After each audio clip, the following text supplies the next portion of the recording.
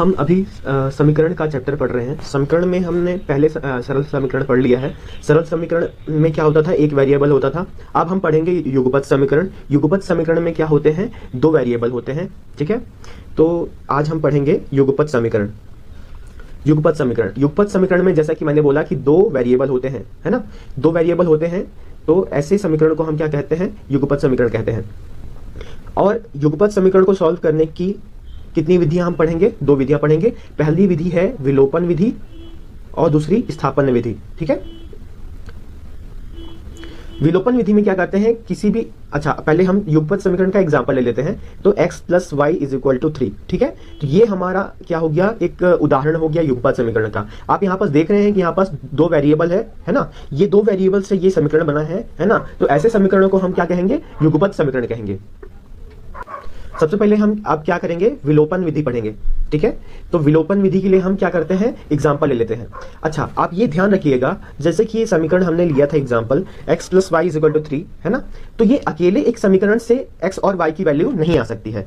आप हमेशा ध्यान रखिएगा, जितने भी वेरिएबल होंगे, है ना, उतने ही समीकरणों की आवश्यकता होती है। जैसे सरल समीकरण में केवल एक समीकरण से ही हो जाता है, लेकिन यहाँ दो वेरिएबल है, इसलिए दो इक्वेशन होना जरूरी है। तो पहला समीकरण ये मान लिया हमने और दूसरा समीकरण ये मान लिया हमने।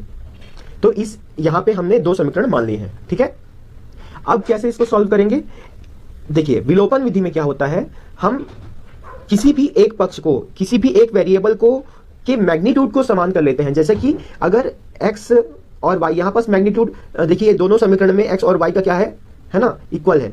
ठीक है, यहाँ पास x का जो मैग्नीट्यूड है 1 है ना, और y का भी वैल्यू 1 है। दोनों समीकरण में x का मैग्नीट्यूड सेम है और y का मैग्नीट्यूड भी क्या है, सेम है। तो यहाँ पास हमको कोई भी दिक्कत नहीं जानी है।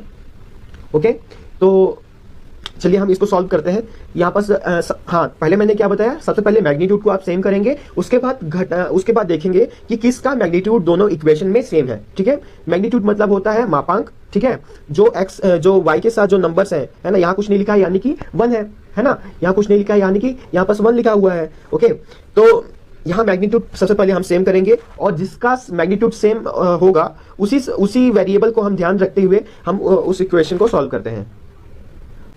अब हम इस समीकरण के लिए क्या करेंगे, इन दोनों समीकरणों को क्या करेंगे, जोड़ देंगे।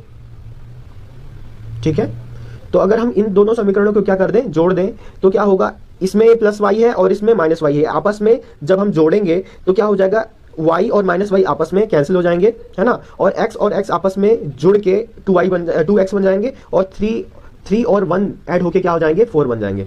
ठीक है, तो अब हमारा इक्वेशन क्या बन गया, 2x = 4, है ना। अब इस 2 को हम बराबर के उस पार ले जाएंगे। जो 2 है वो x के साथ क्या है, मल्टीप्लाई में है। तो जब बराबर के उस पार जाएगा तो क्या हो जाएगा, भाग में हो जाएगा। तो हम इसको काट लेते हैं, तो क्या आ जाएगा, 2। तो हमारी क्या वैल्यू आ गई है, x = 2। ये हमारी पहली वैल्यू आ गई है। ठीक है, चलिए हम अब क्या करेंगे, ये जो हमारा समीकरण है, ठीक है ना, जो हमने समीकरण यहाँ पे माने हैं यहाँ पास, तो उसमें फर्स्ट या सेकंड समीकरण में हम x की वैल्यू, फर्स्ट या सेकंड समीकरण में हम x की वैल्यू को रख देंगे, तो हमारा y की भी वैल्यू आ जाएगा। तो जो हमारा, हम यहाँ पास क्या करते हैं, x का मान समीकरण 1 में रखते हैं। ठीक है, तो समीकरण क्या है, x + y = क्या है, 3 है। x की वैल्यू हमारी कितनी आई थी बताइए, x की वैल्यू आई थी 2। तो x की वैल्यू 2 यहाँ पास रख देंगे, तो क्या हो जाएगा, y = क्या हो जाएगा, 3 - 2। तो y = 3 - 2 कितना हो जाएगा, 1। तो y की भी वैल्यू आ गई हमारे पास 1। ठीक है, तो हमारा आंसर क्या हो गया, x = 2 एंड y = 1। ये हमारा फाइनल आंसर हो गया। ठीक है, ऐसे ही हम कुछ और एग्जांपल ले लेते हैं। अब हम एक एग्जांपल ले लेते हैं। आपके बुक में एक क्वेश्चन है, x तथा y का मान ज्ञात करें, और ये हमारा यहाँ पे दो इक्वेशन यहाँ पे दिया हुआ है। ठीक है, तो हम सबसे पहले क्या करेंगे, इन दोनों समीकरणों में से एक वेरिएबल का मैग्नीट्यूड सेम कर लेंगे। ठीक है, यहाँ पास x का मैग्नीट्यूड क्या है, यहाँ पास x का मैग्नीट्यूड है 7 और यहाँ पास x का मैग्नीट्यूड है 2। ठीक है, इसके बाद यहाँ पे x का मैग्नीट्यूड क्या है 5 और इसमें x का मैग्नीट्यूड क्या है 3। ठीक है ना, तो दोनों में क्या है, अनइक्वल है, दोनों का जो मैग्नीट्यूड है वो अलग अलग है। तो हम क्या करेंगे, ऐसे इक्वेशन में हम क्या करते हैं कि क्रॉस मल्टीप्लिकेशन कर देते हैं, ठीक है। जैसे आपको x की वैल्यू को क्या करनी है, इक्वल करनी है ना। तो x का इसमें वेरिएबल क्या है, 7 ना, तो इस समीकरण में हम 7 का पूरे में मल्टीप्लाई कर देंगे, और इसमें x की वैल्यू क्या है, 2, तो इस वाले इक्वेशन में हम क्या करेंगे, 2 का मल्टीप्लाई कर देंगे। जब 2 का मल्टीप्लाई करेंगे तो क्या होगा, देखिए, तो अगर 2 का मल्टीप्लाई इस इक्वेशन में कर दें तो क्या होगा, 7 गुणे 2 कितना हो जाएगा, इसमें 7 गुणे 2 करेंगे तो क्या हो जाएगा 14x, और माइनस 5 में 2 का इंटू होगा तो 5 गुणे 2 कितना हो जाएगा 10y, 45 गुणे 2 कितना हो जाएगा 90, ठीक है। ये तो हो गया फर्स्ट इक्वेशन। वैसे ही सेकंड इक्वेशन में देखते हैं। सेकंड इक्वेशन में 7 का इंटू करना है, तो 7 का मल्टीप्लाई जब 2 में करेंगे तो क्या हो जाएगा, 7 दूनी 14x, फिर 7 का इंटू करेंगे 3 में तो क्या हो जाएगा 7 त्रिक 21y, और 7 का जब 4 में इंटू होगा तो कितना हो जाएगा 7 चौक 28, ठीक है। अब ये हमारा आ चुका है। अब हम इसको सॉल्व करते हैं, ठीक है। तो हम देखिए यहाँ पास क्या है, 14x है और 14y है, दोनों का मैग्नीट्यूड सेम हो चुका है, दोनों का मापांक 14 हो गया।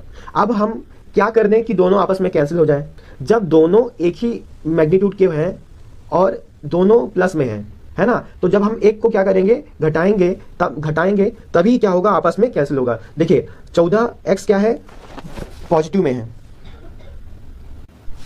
14x क्या है, पॉजिटिव में है ऊपर वाला, और नीचे वाला अगर नेगेटिव हो जाए तो ये दोनों आपस में क्या हो जाएंगे, कैंसिल। यानी हम इसमें क्या करना है, हमें घटाना है। जब हम घटाएंगे तो हमारा काम बन जाएगा। तो हम चलिए घटाते हैं, यहाँ पे घटाएंगे तो ये नीचे वाला साइन घटाते हैं तो क्या होता है, नीचे वाला साइन सारे क्या होते हैं, परिवर्तित हो जाते हैं। तो नीचे में 14x था, है ना, तो ये क्या हो गया, -14x हो गया। अब ये -21y था, तो अब ये प्लस 21y हो गया, और ये माइनस में 28 हो गया, ठीक है। अब इसको घटा देते हैं, ये आपस में कैंसिल हो जाएंगे। अब इसको देखिए, -10y और प्लस 21 में से 10 को देखिए, यहाँ पास क्या है, प्लस में 21y है और माइनस में 10y, ये जब घटाएंगे तो क्या आ जाएगा 11y, है ना। अब तो हम यहाँ पास लिख लेते हैं 11y, ओके। और 90 में से जब 28 को घटाओगे तो क्या हो जाएगा, है ना, 30 मान लो इसको, तो 60 हो जाएगा। तो हमने 2 ज़्यादा घटा लिया है तो यहाँ 62 हो जाएगा, ठीक है। तो चलिए यहाँ पास क्या आ गया, 62। तो 11y इज इक्वल टू क्या आ गया, 62।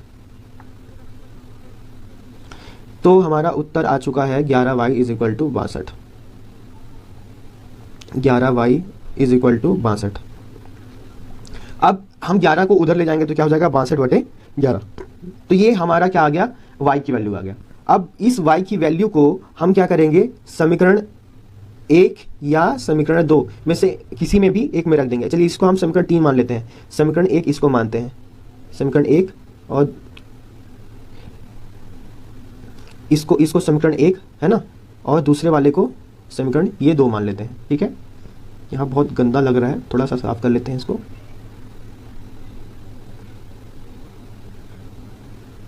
तो ये हो गया फर्स्ट समीकरण, और ये क्या हो गया, सेकंड समीकरण, ठीक है।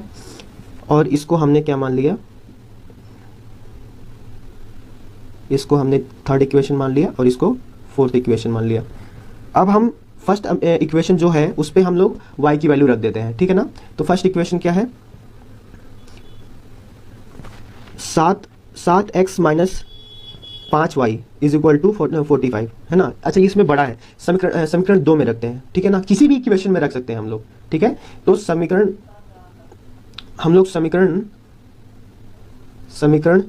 2 में y का मान रख रहे हैं, ठीक है। तो समीकरण 2 में जब y का मान रखेंगे तो क्या होगा, समीकरण 2 में क्या है, 2x minus 3y is equal to क्या है, 4, ठीक है।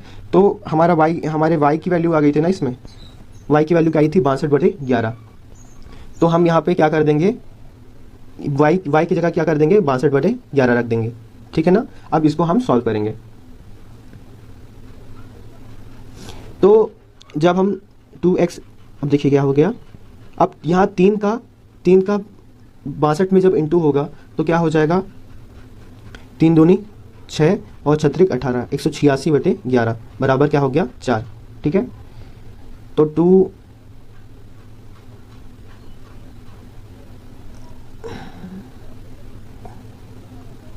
2x माइनस 186 बटे 11, ठीक है।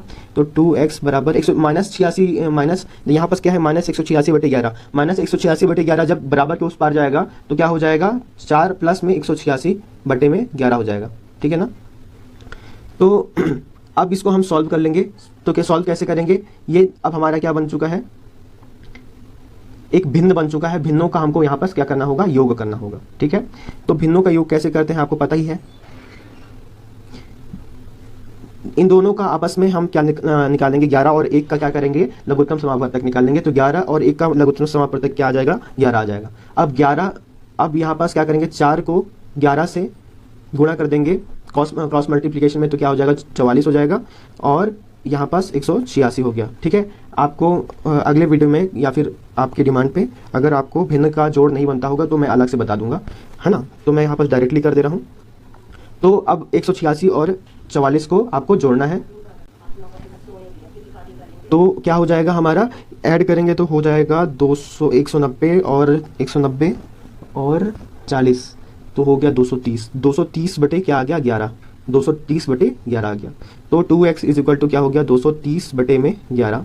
अब इस 2 को भी हम क्या करेंगे, 2x के साथ क्या है मल्टीप्लाई में है, तो जो बराबर के उस पार जाएगा तो क्या हो जाएगा, भाग हो जाएगा। तो क्या हो जाएगा 230 बटे में 11 इंटू 2, है ना। तो क्या आ जाएगा हमारा आंसर 230 बटे 22। तो x की वैल्यू कितनी आ गई, 230 बटे 22, और y की वैल्यू क्या आई थी हमारी 62 बटे 11, ठीक है। तो क्या आ जाएगा 62 बटे 11। तो ये दोनों हमारे आंसर हो गए हैं, जिसमें इस समीकरण की वैल्यू क्या आ गई हमारी, x इज इक्वल टू 230 बटे 22 और y इज इक्वल टू 62 बटे 11। ये हमारा फाइनल आंसर हो गया।